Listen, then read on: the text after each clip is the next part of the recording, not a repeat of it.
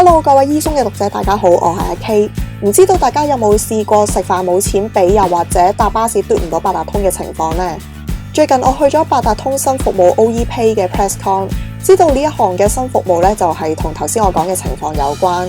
最重要係唔需要現金交易，單係用手機 app 就已經可以分單俾錢，又或者過數，超方便啊！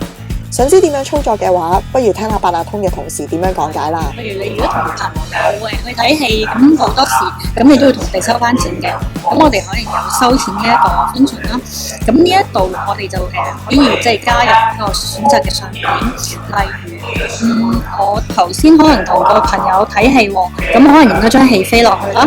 咁譬如呢個就係話翻俾個朋友聽，我呢個係睇戲嘅錢嚟嘅。咁我哋呢度可以揀就係即係一個人啦，咁亦都係都可能係可以好多個人嘅。例如，如果其實多人不同金額，即係譬如可能係食飯嘅時候，咁一個人食雲吞麵，一個食龍蝦伊麵，咁嗰啲錢係唔同嘅，咁可能就係不同嘅金額啦。例如，如果係我哋係買戲飛嘅話咧，咁可能就係相同金額啦，因為大家都係嗰個錢啦。咁另外我而家今次可能係 demo 呢個平均賬單，咁譬如就好似係譬如一齊飲茶咁樣。如果我哋係譬如可能食咗200蚊，咁有4個人嘅，即係譬如4個人200蚊，咁之後咧，咁我哋就揀翻另外嗰3個朋友係乜嘢咯？咁我可能而家揀一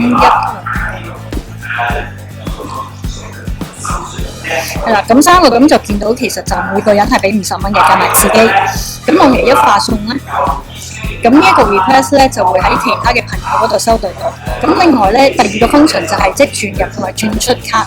咁就而家因為 iOS 版咧，咁個 NFC 就係冇 open 到嘅。咁所以咧，我哋就需要有一個我哋呢一個叫做 AutoPass Mobile Reader。